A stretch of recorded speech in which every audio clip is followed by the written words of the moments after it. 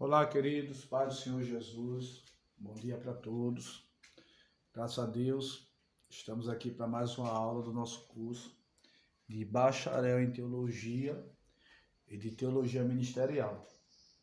Essa aula será gravada, tá certo, para os alunos, tanto do curso online, como também do curso presencial. O aluno que perdeu a aula, tá certo, presencial, tem a oportunidade de ter acesso à aula da turma online, ok? Estamos na matéria de profetas maiores, ok? Nós já estudamos acerca da parte introdutória e acerca do primeiro profeta maior, que foi o profeta Isaías. Na aula passada nós falamos acerca do contexto histórico que envolvia o profeta Jeremias. Falamos que Jeremias é um profeta do Reino do Sul, um profeta de Judá, cuja capital é a cidade de Jerusalém. Falamos também que no período em que Jeremias é chamado para profetizar, Judá se encontrava economicamente e politicamente bem, mas fora da vontade de Deus. Falamos que Deus levantou Jeremias para profetizar para líderes religiosos, como os profetas, como o sistema sacerdotal que tinha se corrompido, como também a monarquia que nessa época também tinha se corrompido. Então, o profeta Jeremias, nós falamos na aula passada que ele é o profeta do contra, ele é aquele que vai profetizar, certo? Contra o sistema de sua época que tinha se corrompido andando, certo? Fora da vontade de Deus.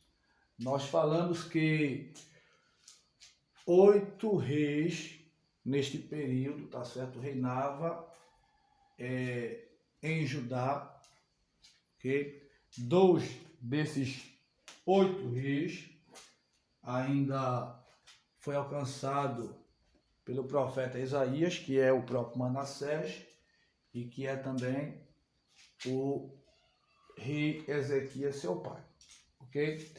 Então, Jeremias, ele profetiza na época de Josias, ok? Para outros reis que também estão governando em Judá, em Jerusalém neste período.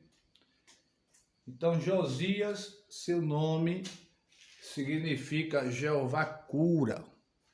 É o 16º rei de Judá, que reinou 31 anos em Judá, em Jerusalém,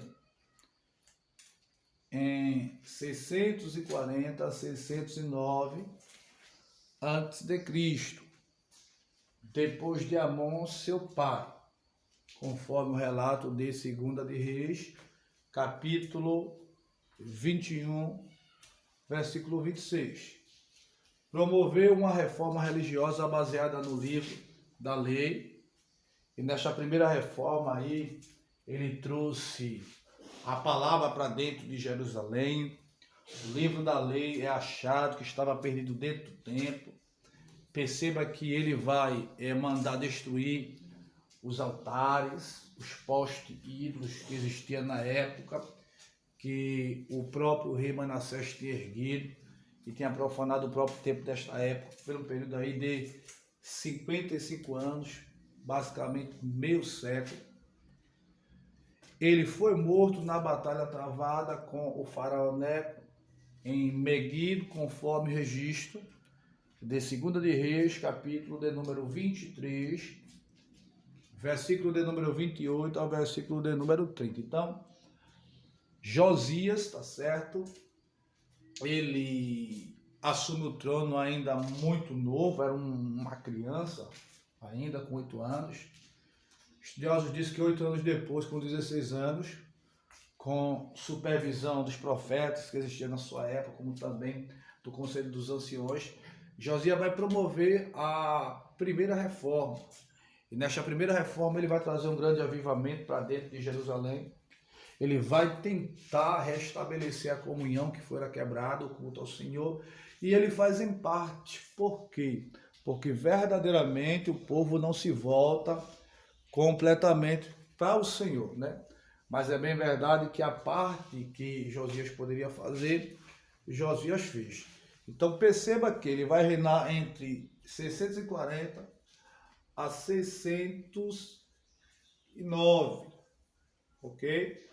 609. Basicamente, a primeira invasão pelos babilônios se dá aí em 606. Então perceba que 3 anos depois, basicamente, aproximadamente, depois do reinado de Josias, é que acontece ali a primeira leva por parte de Nabucodonosor, né? Nós falamos em aulas anteriores que o povo foi levado em 3 levas, né? A primeira leva, a segunda e a terceira leva, ok? Outro rei que reinou também nesta época aí foi Jeoacás. Jeová prendeu. É o 17º rei de Judá, filho e sucessor de Josias, né? Ele, Jeoacás, ele fez o que era mal aos olhos do Senhor. Ele não seguiu o caminho do seu pai aí, Josias, né? Josias foi um bom rei. Em contrapartida aí, Jeoacás, seu filho, foi um mau rei, ok? E após 3 meses de reinado, foi levado em 609 a.C. pelo faraó Neco para o Egito, onde ele morreu,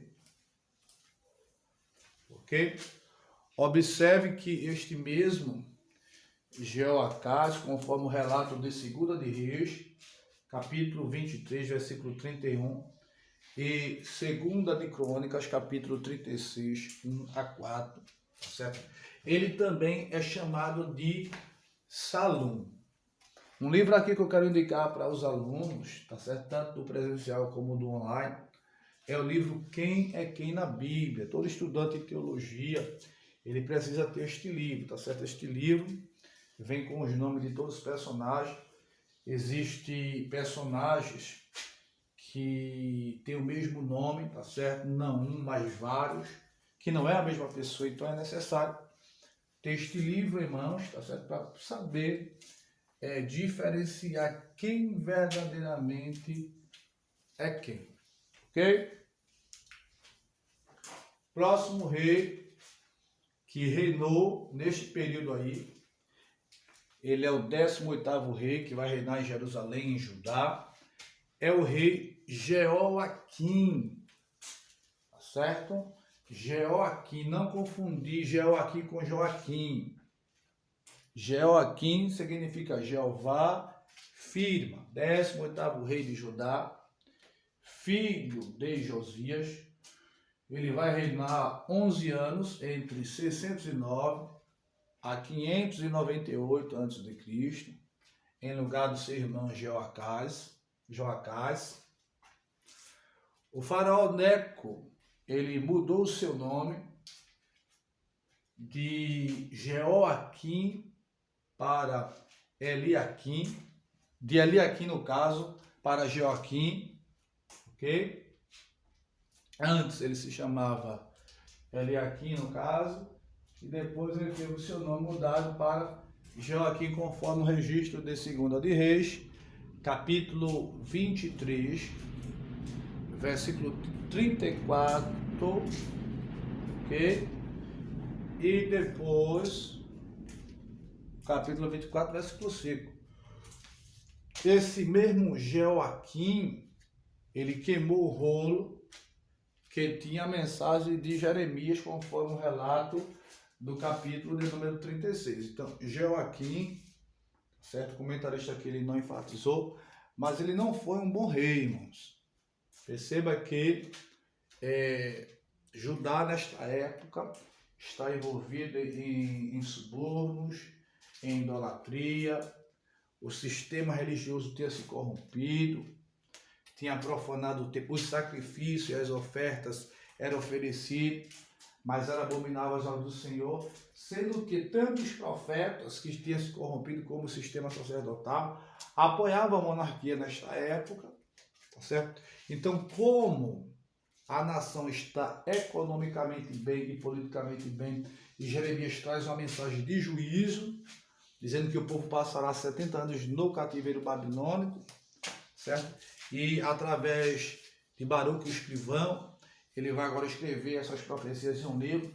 Automaticamente, o povo vai rejeitar Jeremias, tanto pela sua idade como devido às suas profecias, porque ele é o profeta do contra. Porque geralmente as pessoas têm a seguinte ideia: se tudo está dando bem, é porque Deus está no negócio.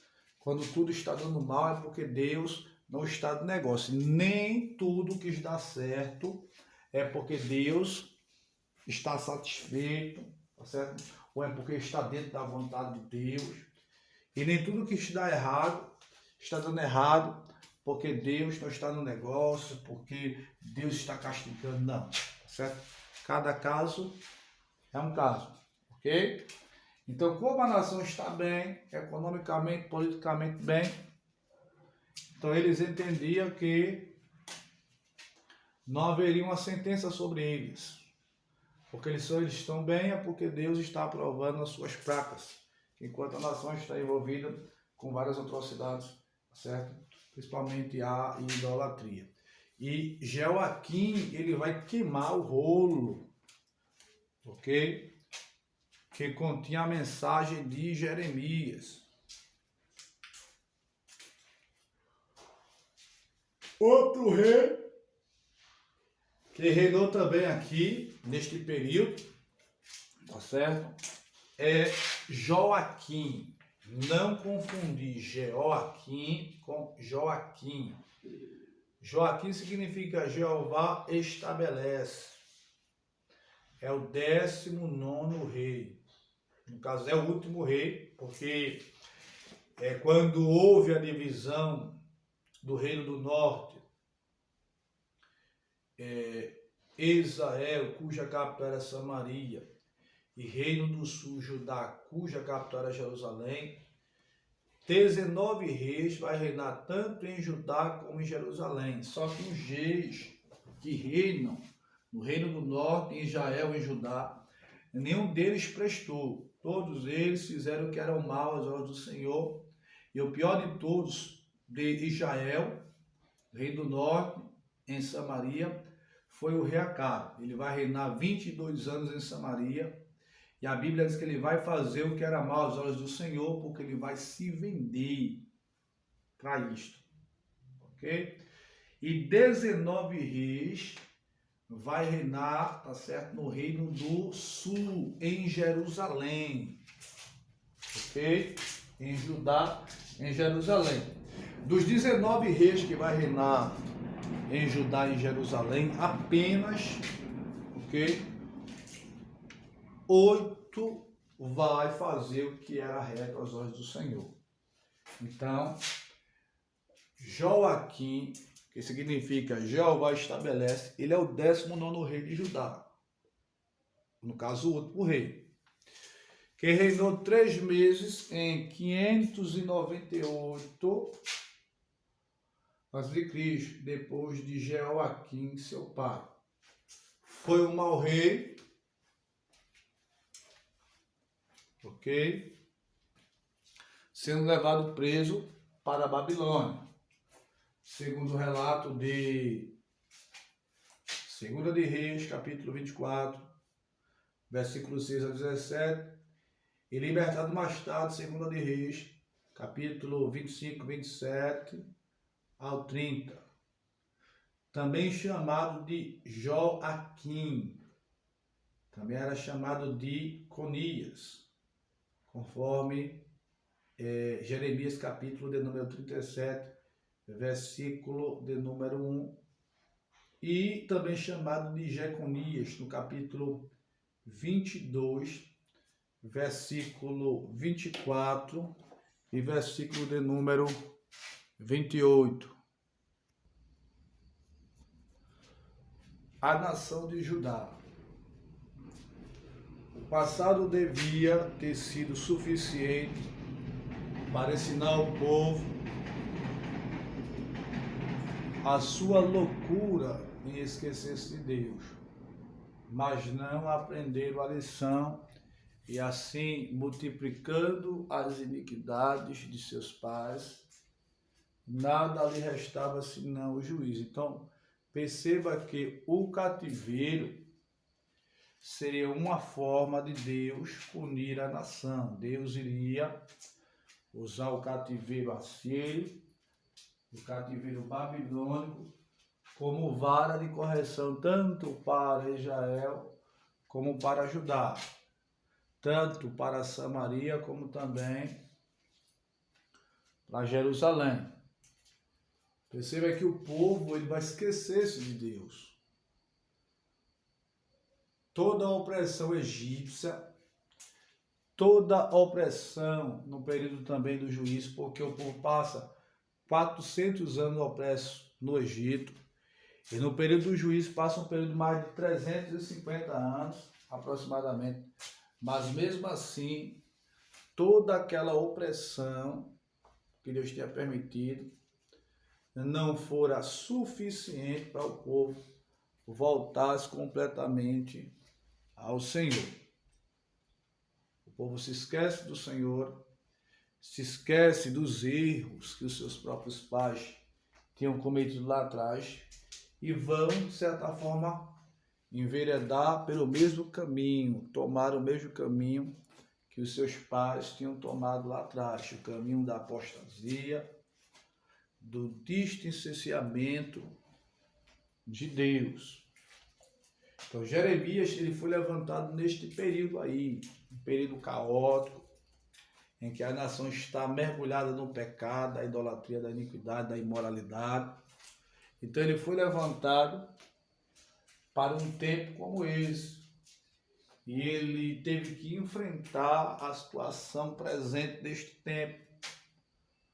Quando compreendemos o que isso significa, podemos melhor entender a sua mensagem, né? Nós falamos que Jeremias é um profeta do contra.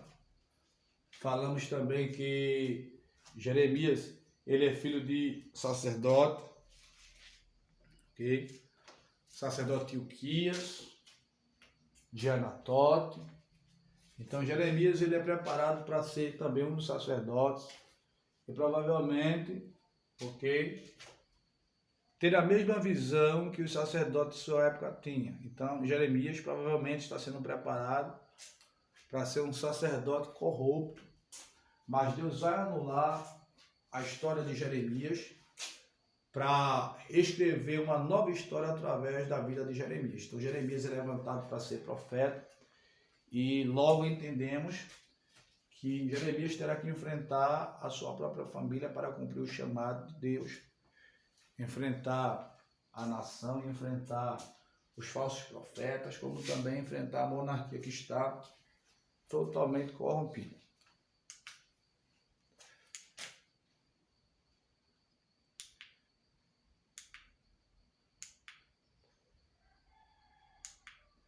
Nós falamos da ascensão ao trono, tá certo? A queda da Síria pelos babilônios, depois a queda dos babilônios pelos assírios, ok? Na aula passada nós falamos um pouco que Jeremias, ele profetiza antes do cativeiro, antes de 606, que é o início da invasão do cativeiro babilônico. Então, Jeremias, ele vai ver o povo ir em 605 a 606 aproximadamente, na primeira leva. Nesta primeira leva vai Daniel e seus amigos e os nobres para trabalhar na corte em Babilônia. Em 597, novamente, Nabucodonosor volta na segunda fase. Nesta segunda fase aí, ele leva aproximadamente mais de 10.000 pessoas para o cativeiro. Entre eles, nesta segunda fase, vai o profeta Ezequiel, ok? Ezequiel também, nesta segunda fase, ele é levado para a Babilônia. Tanto ele como o profeta Daniel são profetas do cativeiro. Eles profetizam dentro assim do cativeiro. Nós vamos falar acerca disto, tá certo? Na próxima matéria vamos falar acerca de Ezequiel. Vamos falar isso com mais riquezas, assim também em detalhes, ok? 10 anos depois, aproximadamente 10 anos depois, na terceira fase, Nabucodonosor volta, destrói o templo, destrói a cidade e mata meio mundo de pessoas. Então, observe que Jeremias, ele vai presenciar todas as etapas do cativeiro babilônico. Então, o cativeiro começa em 606 e ele termina em 536. O povo vai passar 70 anos no cativeiro babilônico. Outra coisa que precisamos estar entendendo aí é que Jeremias, ele vê a primeira fase do cativeiro, ele vê a segunda fase, ele vê a terceira fase. Quando o templo é destruído em 586 e a cidade também destruída,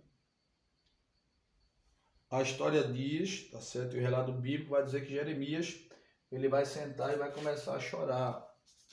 Porque ele profetiza durante esse período, enfrenta a oposição, tá certo?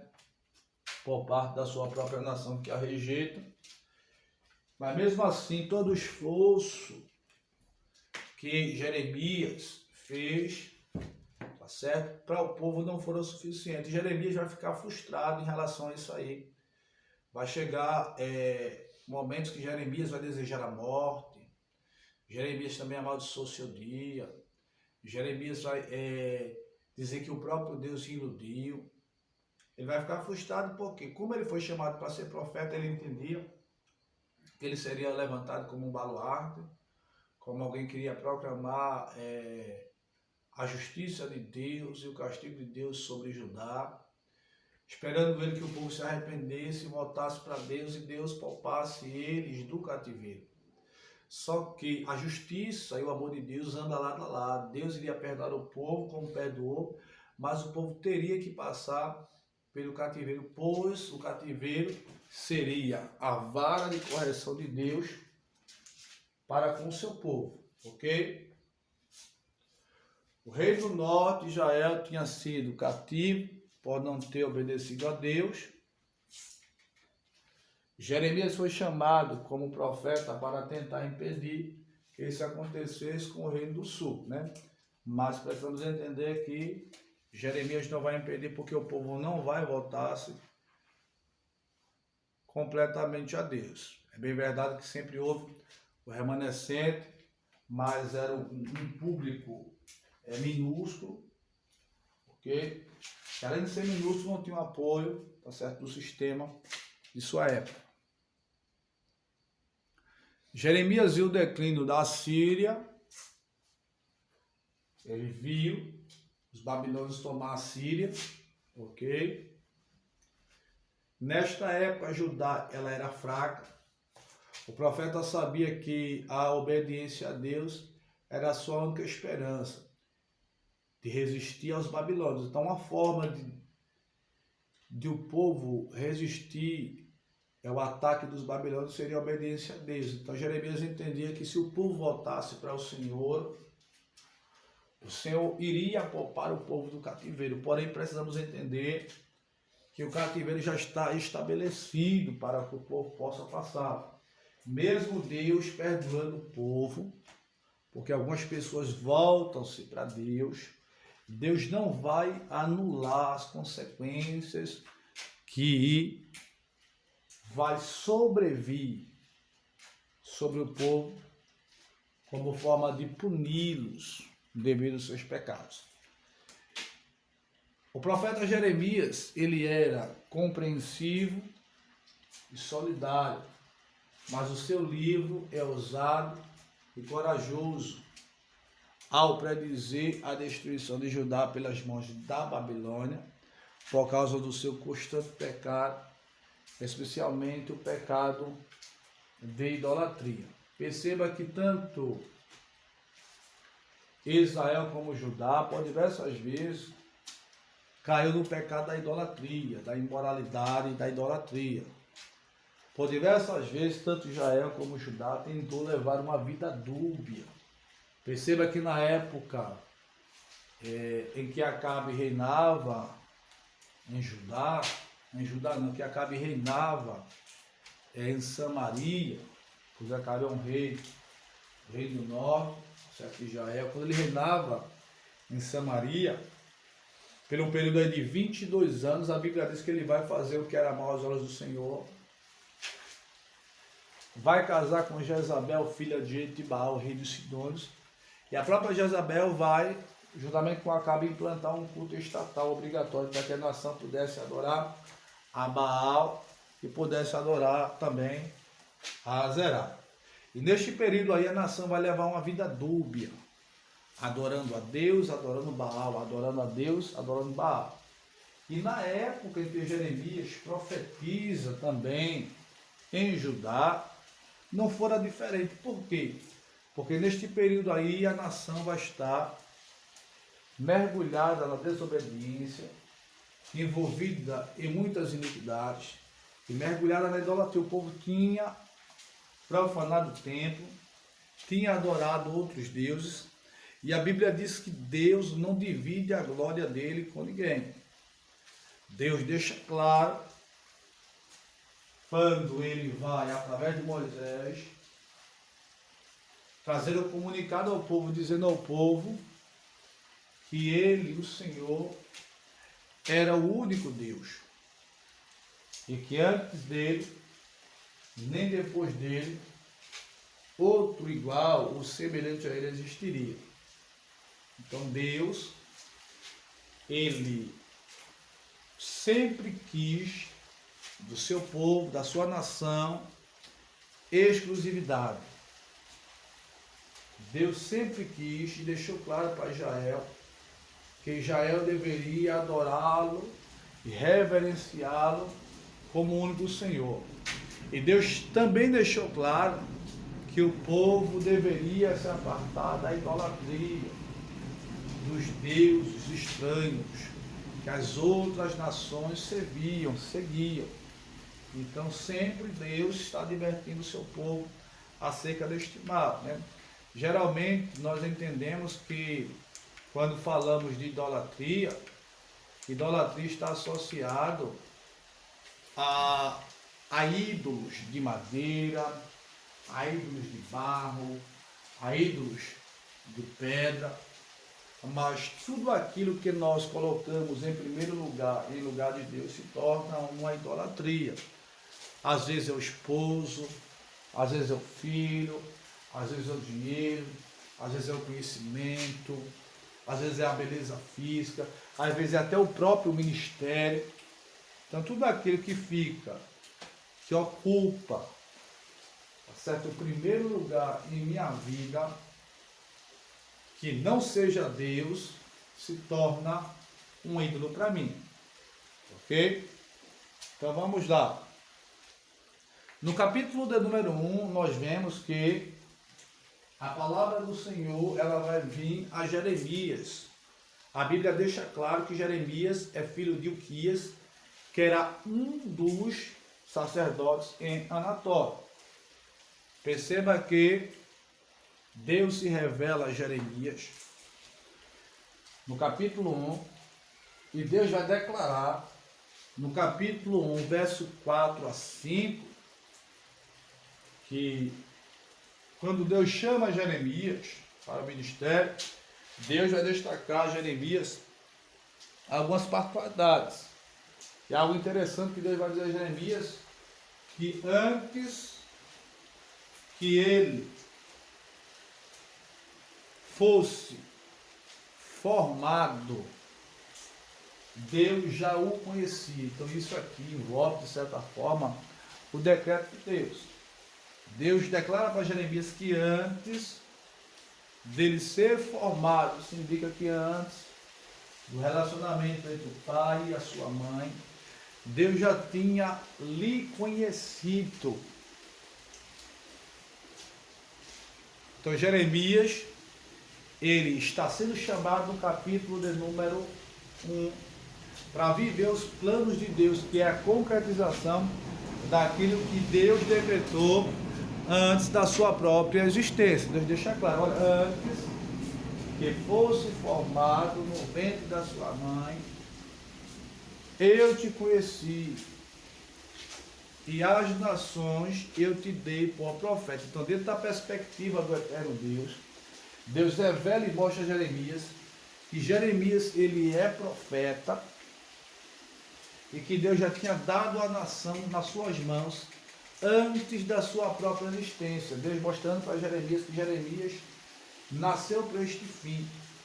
E esta escolha de Deus na vida de Jeremias é antes de todas as coisas. É antes do relacionamento entre o pai, é antes do relacionamento entre a mãe, é antes da sua própria vida, da sua própria existência. Ok? Então, a palavra antes, em língua hebraica, eu botei até aqui, ó, não sei se os irmãos conseguem visualizar com clareza. Temos ali quem é aluno do curso de hebraico, como também é aluno antigo do bacharel, que já fez a matéria de hebraico, vai saber identificar cada letrinha aí, ó.